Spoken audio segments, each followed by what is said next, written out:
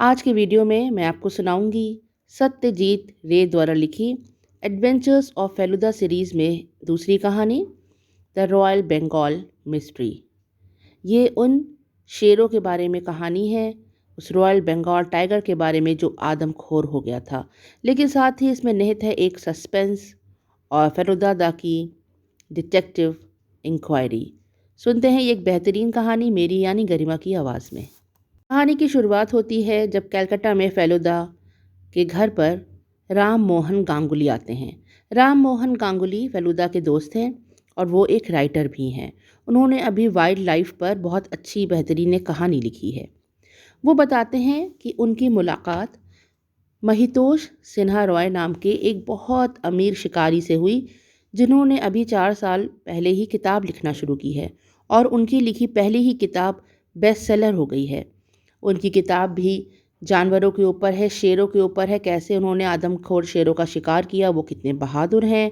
उन्होंने साथ ही इस बुक में कई जंगली हाथी और भैंसे, शेर, चीते सबके शिकार के बारे में लिखा है। और उनके पहले पन्ने पर उस बुक के उनकी एक बड़ी सुंदर सी फ़ोटो है, जिसमें उन्होंने मरे हुए शेर के ऊपर अपना पैर रखा हुआ है और बंदूक उनके हाथ में है। वो लंबे चौड़े गोरे चिट्टे बहुत ही स्ट्रांग आदमी हैं। फेलुदा कहते हैं कि वो राम मोहन गांगुली के साथ महितोष बाबू के घर नहीं जा सकते, क्योंकि अगर उन्हें इनविटेशन नहीं मिलता तो वो इस तरह से किसी के घर में रहने नहीं जाते। तब गांगुली जी उनको बताते हैं, वो चिट्ठी दिखाते हैं जो महितोष बाबू ने उन्हें लिखी थी और उसमें रिक्वेस्ट किया था कि फेलुदा को वो साथ लेके आएँ। फेलुदा का जो प्रॉपर नेम है वो है प्रदोष मित्रा। उन्होंने लिख रखा है कि मित्रा जी को भी साथ लेकर आइए। जब फेलुदा ये चिट्ठी देखते हैं तो वो चिट्ठी को बड़े ध्यान से पढ़ते हैं। वो पूछते हैं कि क्या जो महितोष बाबू हैं ये बहुत बूढ़े हैं? तब उनसे मिस्टर गांगुली बताते हैं कि नहीं, बूढ़े नहीं हैं वो भी, बहुत से बहुत वो भी 55-56 साल के ही होंगे। तो बोले लेकिन उनकी लिखावट जो है चिट्ठी की वो तो बहुत स्पष्ट है, लेकिन जो सिग्नेचर उन्होंने किया है लग रहा है किसी काँपते हुए हाथ से किया है।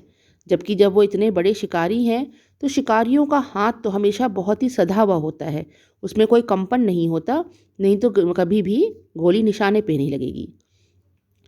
फेलुदा के हिसाब से वो चिट्ठी का जो ऊपर का भाग था वो किसी और ने लिखा था और सिर्फ सिग्नेचर उसमें महितोष बाबू के थे। गांगुली जी कहते हैं कि हो सकता है उनके किसी सेक्रेटरी ने ये चिट्ठी लिखी हो, लेकिन 3 दिन के लिए हम लोग ज़रूर जलपाईगुड़ी के पास जो उनका महल है वहाँ चलेंगे और उन्होंने बहुत इसरार करके उनको बुलाया है। फेलुदा अपने कज़न और राम मोहन गांगुली के साथ जलपाईगुड़ी स्टेशन पहुँच जाते हैं। जलपाईगुड़ी स्टेशन पर महितोष बाबू तो लेने नहीं आते, लेकिन उनका सेक्रेटरी जो होता है मिस्टर सेन गुप्ता, वो फेलुदा को लेने आते हैं।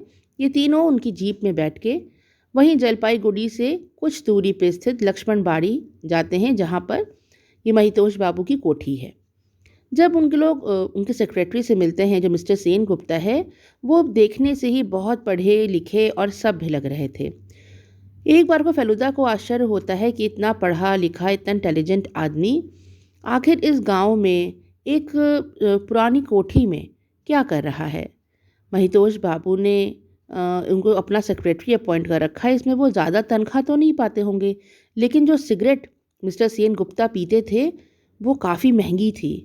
और जब फेलुदा उनके कमरे में जाते हैं उस कोठी में, तब उनका कमरा भी काफ़ी सुसज्जित और अच्छे सब महंगे सामानों से भरा हुआ था। तो फेलुदा सोचते हैं कि ज़रूर ये सेक्रेटरी से ऊपर इनके दोस्त हो सकते हैं महितोष बाबू के, तभी तो उन्होंने इतने अच्छे से उनको रख रखा है अपनी कोठी में। महितोष बाबू, फेलुदा, उनके कज़न और जो मिस्टर गांगुली उनके साथ गए थे, उनका खूब अच्छा स्वागत करते हैं गर्मजोशी से और उनको जाके अपना ट्रॉफ़ी रूम दिखाते हैं। ट्रॉफ़ी रूम जहाँ पर इन्हें इनके जितने भी जानवर इनके दादा, इनके पिता और इन्होंने मारे थे, सबका चेहरा भूसे में भर के टांगा गया था दीवारों पर। साथ ही वहाँ शेल्फ्स पे वो सारे हथियार भी रखे हुए थे जो इन जानवरों को मारने के लिए इस्तेमाल किए गए थे। उसमें कई बड़ी-बड़ी बंदूकें थीं, कुछ तलवारें भी थीं और बड़े अच्छे से सब टांग के इन्होंने सजा के रखा था।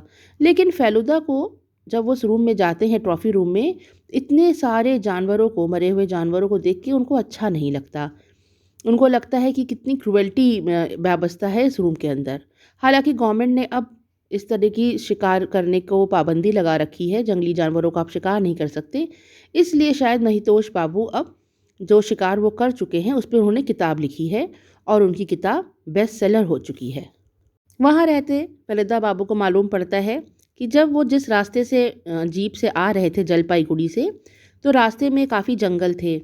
उसी जंगल में एक लड़का कुछ दिनों पहले ही मृत पाया गया है और गाँव वालों का कहना है कि एक आदमखोर शेर ने उसे मार के खा गया है। आदमखोर मतलब कि जो मैन ईटर हो जाते हैं शेर।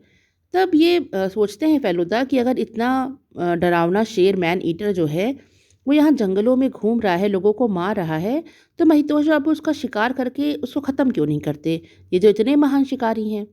तब मिस्टर सेन गुप्ता बताते हैं फेलुदा को कि उनके पिता, महितोष बाबू के पिता और उनके दादा सब शेर के हाथों ही मारे गए थे। उन्होंने काफ़ी शिकार किया लेकिन उनका भाग्य कुछ ऐसा था। तो महितोष बाबू के मन में एक बात बैठ गई है कि अगर वो इन जंगलों में शेर का शिकार करने जाएंगे तो उनकी भी मौत हो जाएगी। इसलिए जब भी वो शिकार करने जाते हैं तो बहुत दूर दराज के इलाकों में, जैसे ओडिशा की तरफ, आसाम की तरफ जाया करते थे। वो अपने गांव के जो पास में उनका जंगल है वहाँ कभी भी उन्होंने शिकार नहीं किया। फेलुदा बाबू और उनके संग जो मिस्टर गांगुली गए थे वो बड़े ध्यान से उस आदमखोर शेर के बारे में बात करते थे। और जब भी ये लोग जंगल में घूमने जाते हैं जीप से, तब इन लोग राइफल और ये सब चीज़ साथ में लेके जाते थे। वो खतरा वहाँ पर था। हालांकि दिन में आदमखोर शेर कभी अटैक नहीं करता है, रात में सूरज ढलने के बाद ही करता है। लेकिन इस तरह से जो सत्यजीत रे ने इस कहानी में दर्शाया है कि पढ़ते समय हर समय एक दहशत लगती है कि अगर कोई जंगल में गया है तो शायद वो आदमखोर शेर उसके ऊपर अटैक कर देगा। फेलुदा को ये भी मालूम पड़ता है कि उसी कोठी में महितोष बाबू के बड़े भाई हैं जो उनसे 5 वर्ष बड़े हैं। उनका नाम देवतोष बाबू है, वो भी रहते हैं। लेकिन देवतोष बाबू जो हैं उन्होंने अपना मेंटल बैलेंस थोड़ा सा खो दिया है। लोग उन्हें पागल समझते हैं। वो अजीब अजीब तरह की बातें करते रहते हैं। अक्सर वो युधिष्ठिर की बात करते रहते हैं और महाभारत के कुरुक्षेत्र की बात करते हैं। फेलुदा को समझ में नहीं आता कि आखिर महितोष बाबू के जो भाई हैं वो युधिष्ठिर का जिक्र बार बार क्यों करते हैं। वो अचानक से कहते हैं कि हुसैन को बुलाओ, राजू को बुलाओ। फेलुदा समझ नहीं पाते कि ये हुसैन और राजू आखिर कौन हैं। तब मिस्टर सेन गुप्ता उन्हें बताते हैं कि ये वो आक्रमणकारी हैं जो वर्षों वर्षों पहले जिन्होंने भारत पे आक्रमण किया था और काफ़ी लूटपाट की थी। उनको मरे ही हुए कई साल बीत चुके हैं। लेकिन देवतोष बाबू को ऐसा लगता है कि वो हुसैन अभी भी ज़िंदा है और उनके उस पर अटैक कर देगा वो उनकी टेरिटरी पे। इसीलिए वो हमेशा तैयार रहते हैं लड़ने के लिए और उन्हें हुसैन कहीं दिख जाए तो उसे वो मौत के घाट उतार देंगे। फेलुदा ये सुन के बड़े आश्चर्यचकित हो जाते हैं और सच में उन्हें लगता है कि देवतोष बाबू का मानसिक संतुलन ठीक नहीं है और ये दूसरों के लिए खतरा भी बन सकते हैं। इसके बाद महितोष बाबू फेलुदा को फिर से अपने उसी ट्रॉफी वाले रूम में बुलाते हैं। उनके साथ उनके दोस्त भी जाते हैं। वो बताते हैं फेलुदा को कि उनके पिता द्वारा लिखा हुआ एक पत्र उनके पास है जिस पे उन्होंने एक पहेली लिख रखी है। अगर फेलुदा उस पहेली को सॉल्व कर लेंगे तो उन्हें मुंह मांगा इनाम देंगे। फेलुदा कहते हैं कि उन्हें तो कुछ भी नहीं चाहिए, लेकिन हाँ वो कोशिश करेंगे कि वो उस पहेली को सुलझा लें। तब महितोष बाबू जोर देते हुए कहते हैं कि नहीं, अगर फेलुदा ने ये पहेली सुलझा ली तो वो अपनी कोठी का जो सबसे बड़ी शेर की खाल है, जो बहुत महंगी और दुर्लभ है, वो फेलुदा को उपहार स्वरूप देंगे। यह बात सुन के मिस्टर गांगुली के होश उड़ जाते हैं। वो सोचते हैं कि वाह, फेलुदा को तो इतना बड़ा इनाम मिलेगा। अगर वो भी वो इस पज़ल को सॉल्व कर लें तो शायद उस शेर की खाल पे उनका भी हक हो सकता है। फेलुदा वो चिट्ठी लेता है जिसके ऊपर पहेली लिखी होती है। पहेली इंग्लिश में है, मैंने उसको हिंदी में ट्रांसलेट कर दिया है। पहेली कुछ इस प्रकार है। पीपल के पेड़ के नीचे एक बूढ़े का चेहरा, 10 का आधा फिर शतक का आधा। उगता सूरज जिस दिशा से देखा तुमने, 2 ताड़ के बीच पड़ा है वो है तुम्हारा। फेलुदा बार बार उस पहेली को पढ़ने लगते हैं और फिर वो महितोष बाबू से कहते हैं कि ये पहेली ज़रूर किसी छुपे हुए खजाने के बारे में है, क्योंकि जो आखिरी लाइन है उसकी कि 2 ताड़ों के बीच में जो पड़ा है वो तुम्हारा है, इसका मतलब कि किसी जगह खजाना गड़े होने की बात कही गई है। ये बात सुनकर महितोष बाबू बहुत चौंक जाते हैं। उन्हें उम्मीद नहीं थी कि इस पहेली के जो अर्थ निकलेगा उसमें किसी बड़े खजाने तक उन्हें पहुंचा सकता है। फेलुदा उस पहेली को मुंह ज़बानी याद कर लेते हैं और अपने कमरे में आके बार बार वो पहेली बोलते हैं। उनके जो दोस्त थे मिस्टर गांगुली, वो भी कोशिश करते हैं कि शायद वो भी उस पहेली को सुलझा लें। तब फेलुदा उनसे कहते हैं कि अगर मिस्टर गांगुली ने ये पहेली सुलझा ली तो वो शेर की जो खाल मिस्टर महितोष रॉय उन्हें देने वाले हैं वो मिस्टर गांगुली को दे देंगे। यह सुन के गांगुली बड़े खुश हो जाते हैं और उस पहेली में वो अपना भी सिर खपाने लगते हैं। बार बार फेलुदा उस कहानी को पढ़ रहे थे। उस पहेली में जो दूसरी लाइन थी, 10 का आधा फिर शतक का आधा, तब उन्होंने कहा 10 का आधा यानी 5 और फिर शतक का आधा यानी 50 यानी 55। 55 मतलब क्या? क्या 55 कदम या फिर 55 कोस? क्या मतलब होगा? किस चीज़ के लिए यहाँ 55 यूज़ किया गया है?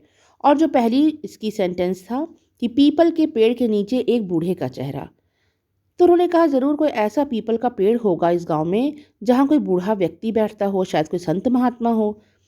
ऐसे तो पीपल के पेड़ हजारों हैं उस जंगल में, तो कैसे मालूम पड़ेगा कि किस पीपल के पेड़ के बारे में बात हो रही है। यही सब बातों में खोए हुए फेलुदा और मिस्टर गांगुली बैठे थे कि अचानक बाहर बहुत तेज बिजली कड़कने लगती है और पानी बरसने लगता है।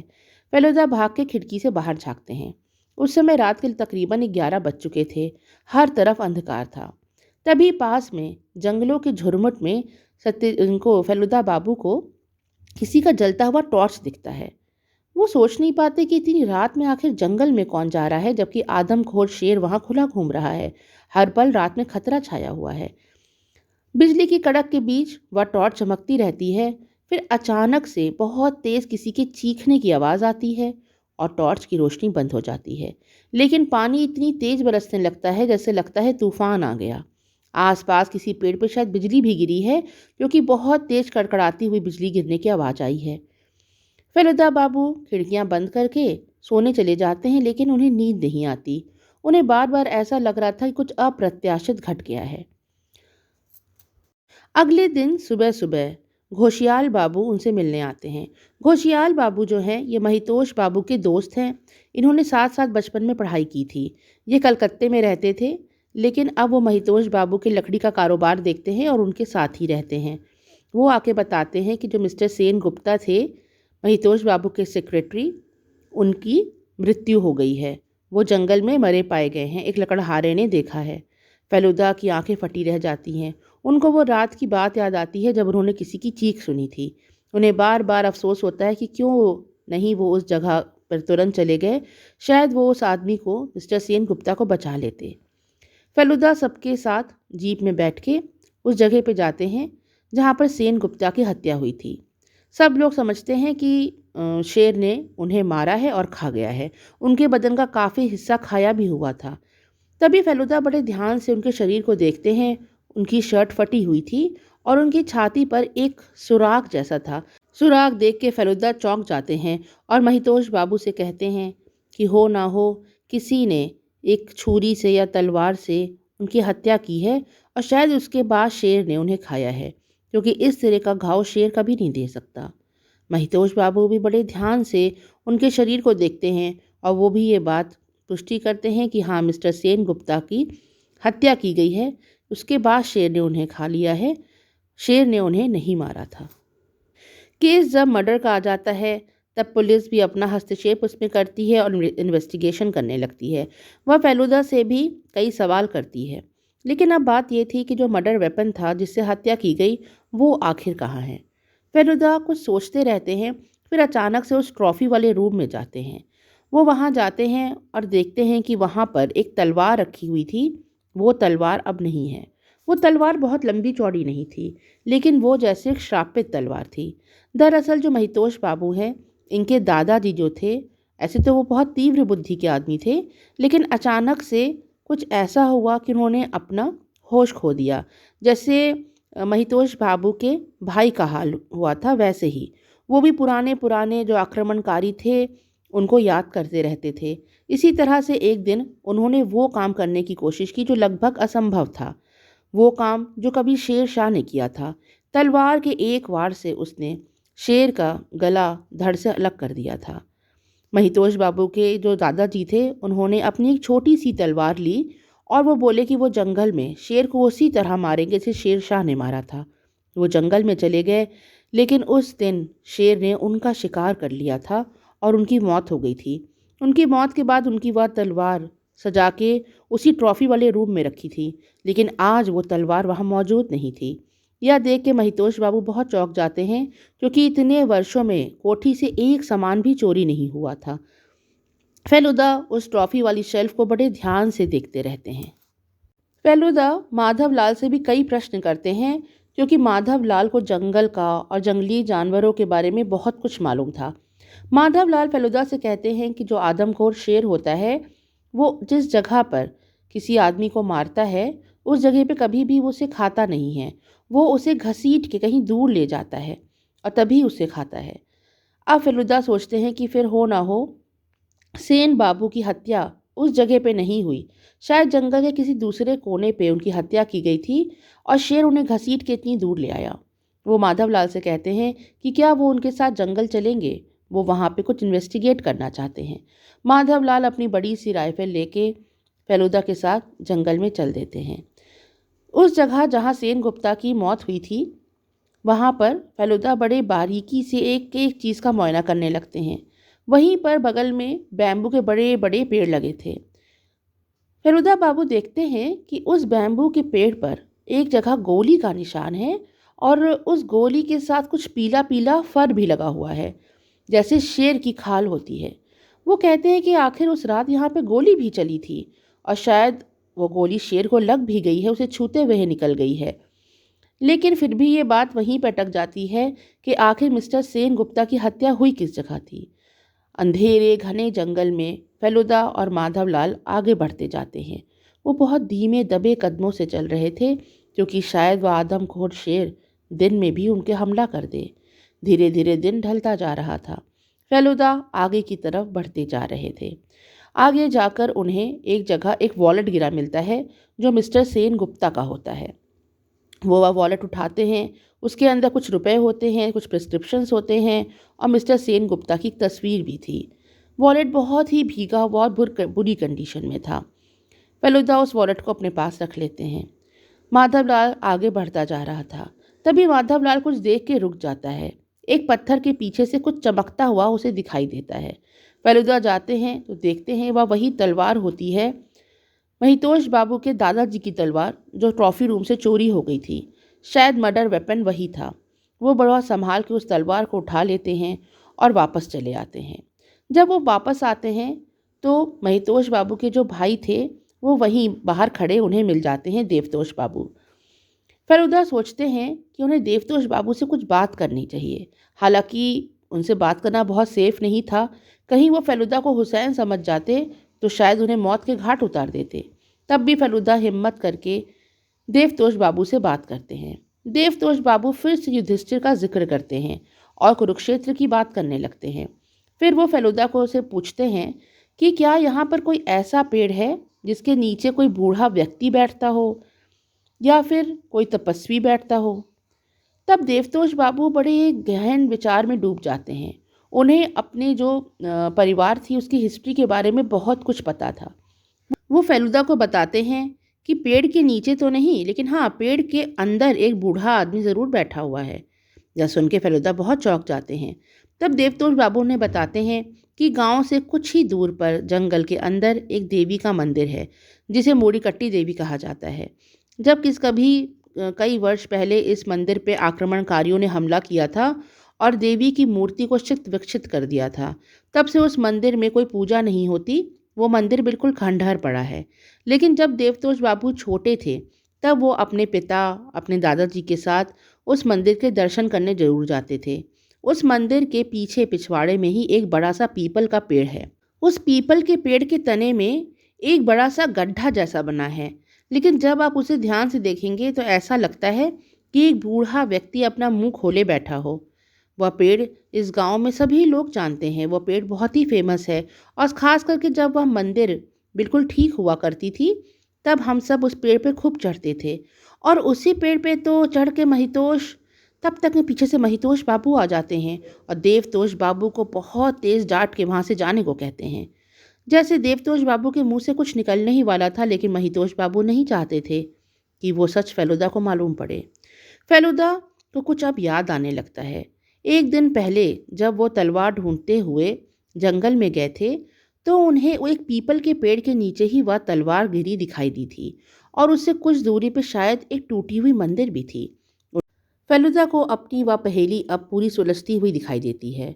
वह माधवलाल को अपने साथ लेते हैं। सुशांक सान्याल, जो कि महितोष बाबू के दोस्त हैं, वो भी उनके साथ जाते हैं। महितोष बाबू होते हैं, साथ में होते हैं मिस्टर गांगुली और फेलुदा। ये सब मिलकर उसी टूटी हुई मंदिर के पिछवाड़े में जो पेड़ था वहाँ जाते हैं। उस पेड़ के नीचे खड़े होकर फेलुदा पूर्व दिशा की ओर देखते हैं, और लगभग 55 गज की दूरी पर उन्हें वो दो चीड़ के पेड़ दिखाई दे देते हैं। वो ताड़ के पेड़, जिसके बीच में खजाना होने की बात थी। सारे तेजी से चलते हुए उस पेड़ों के बीच में जाते हैं, लेकिन फेलुदा देखकर चौंक जाते हैं कि पेड़ के बीच से तो गड्ढा पहले ही बना हुआ है, खजाना किसी ने खोद के निकाल लिया है। यह देख के महितोष बाबू के चेहरे का रंग उड़ जाता है। वो बहुत उदास हो जाते हैं। तब फेलुदा को वहाँ पर कुछ आहट लगती है। माधवलाल भी बिल्कुल होशियार हो जाता है। शायद वह आदमखोर शेर वहीं आसपास था। फेलुदा मिस्टर गांगुली से कहते हैं कि वो जल्दी से पेड़ पे चढ़ जाएं। देखते देखते महितोष बाबू भी पेड़ पे चढ़ जाते हैं। तब फेलुदा को आश्चर्य होता है कि आखिर महितोष बाबू पेड़ पे क्यों चढ़ रहे हैं। वो तो शिकार करने में इतने माहिर हैं। वो तो एक पल में उस आदमखोर शेर को मार सकते थे। तब तक में वो आदमखोर शेर उनके सामने आ जाता है। माधवलाल के हाथ में भी बंदूक होती है, और सुशांक सान्याल के पास भी बंदूक थी। बंदूक तो महितोष बाबू के पास भी थी। तभी अचानक से दो गोलियां चलती हैं। शेर, जो कि उछल के फेलुदा के ऊपर अटैक करने जा ही रहा था, वो वहीं गिर के ढेर हो जाता है। फेलुदा देखते हैं कि वो दूसरी गोली किसने चलाई, लेकिन वो गोली महितोष बाबू ने नहीं चलाई होती, वो सुशांक सान्याल ने चलाई होती है। महितोष बाबू पेड़ से नीचे उतर आते हैं। मिस्टर गांगुली तो वहीं पर बेहोश हो गए थे। उन्हें नीचे उतारा जाता है। अतः वो फेलुदा पे बहुत नाराज़ हो जाते हैं कि क्यों वो उनको इस तरह से यहाँ लेकर आए, जबकि खजाना तो यहाँ पर था ही नहीं। तब फेलुदा महितोष बाबू को वहीं रोक लेते हैं, और वो उनसे कहते हैं कि वो तो इस पेड़ से, इस पीपल के पेड़ से भली भांति परिचित होंगे। महितोष बाबू अपनी आंखें चुराने लगते हैं। वो कहते हैं नहीं, वो इस पेड़ के बारे में कुछ नहीं जानते। तब फेलुदा उनसे कहते हैं कि वो झूठ बोल रहे हैं। बचपन में इसी पेड़ के ऊपर से वो एक बार गिर गए थे और उनका हाथ टूट गया था। उनके दाहिने हाथ में मल्टीपल फ्रैक्चर्स हुए थे, और जब उनका हाथ ठीक हुआ तो उनका हाथ इतना कमज़ोर हो चुका था कि वो ठीक से अपना सिग्नेचर भी नहीं कर पाते थे।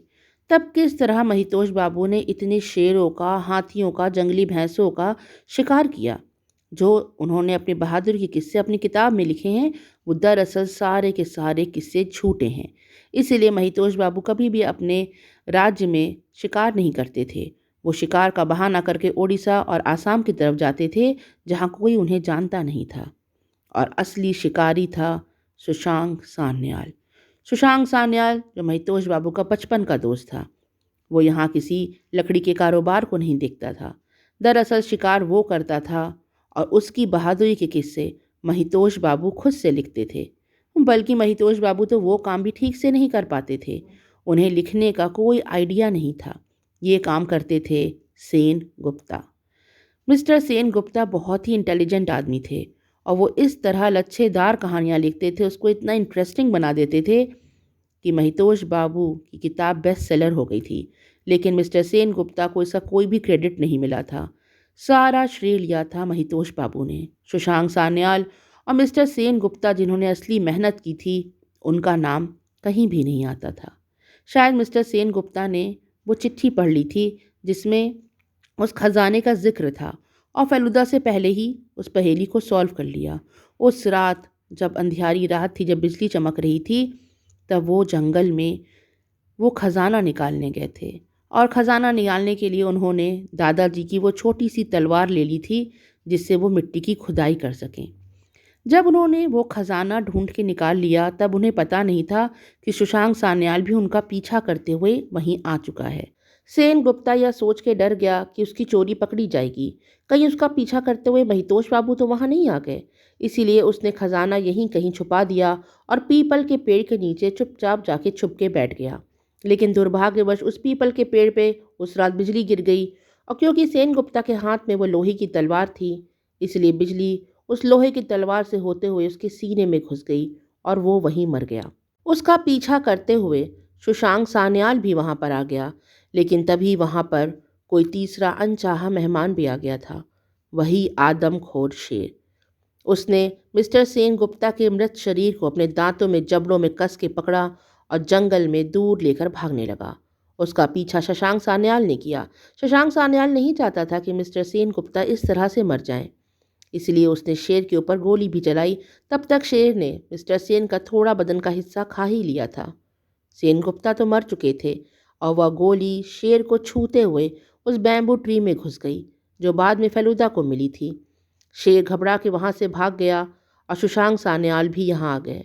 सुशांक सान्याल को ये नहीं मालूम था कि जल्दी जल्दी में मिस्टर सेन गुप्ता ने वो खजाना कहाँ पे छुपा दिया। सारे आश्चर्य से फेलुदा का चेहरा देखने लगते हैं। फेलुदा कहते हैं कि एक दिन पहले जब वो उस टूटी हुई देवी के मंदिर में गए थे, तब उन्हें वहाँ पर सांप दिखा था, एक बड़ा सा कोबरा। शायद वह खजाने की रक्षा कर रहा था। अब फेलुदा सबको लेके उस मंदिर के अंदर जाते हैं और मंदिर में देवी की मूर्ति के पीछे उन्हें वह खजाना, जो एक बड़े से बर्तन में चांदी के सिक्के थे जो काफ़ी पुराने थे और काफ़ी ज़्यादा थे, वो मिलते हैं। उन चांदी के सिक्कों को देख के महितोष बाबू तुरंत वो सिक्के पहचान जाते हैं। वो बताते हैं कि उनके दादाजी को एक बार ये चांदी के सिक्के इतने सारे भेंट स्वरूप मिले थे, लेकिन उनके दादा को इस तरह के इंटेलिजेंट गेम्स खेलने में बहुत मज़ा आता था। शायद इसीलिए उन्होंने एक पहेली बना के ये सिक्के छुपा दिए। वो कुछ दिनों के बाद खुद हम लोग को वो सिक्के दे देते, लेकिन दुर्भाग्यवश उन्होंने अपना मेंटल बैलेंस खो दिया और जंगल में वो शेर के हाथों ही मारे गए। इसीलिए खजाना यहीं पे छिपा रह गया। इस तरह से महितोष बाबू को अपना खोया हुआ खजाना तो मिल जाता है, लेकिन मिस्टर सेन गुप्ता का क्या? फेलुदा महितोष बाबू से कहते हैं कि उन्हें अपनी किताब मिस्टर सेन गुप्ता के नाम पे डेडिकेट करनी चाहिए, क्योंकि सारी मेहनत तो सेन गुप्ता की ही थी। उन्होंने ही वह किताब लिखी थी और इस तरह से उनकी आत्मा को कभी शांति नहीं मिलेगी। महितोष बाबू को अपने किए पे बहुत अफसोस होता है, और जब उस किताब का चौथा एडिशन छप के बाहर आता है, तब वो उस एडिशन को डेडिकेट करते हैं मिस्टर सेन गुप्ता को। अगले दिन फेलुदा को वापस आना है और तभी फेलुदा को मिलता है एक बड़ा सा तोहफा।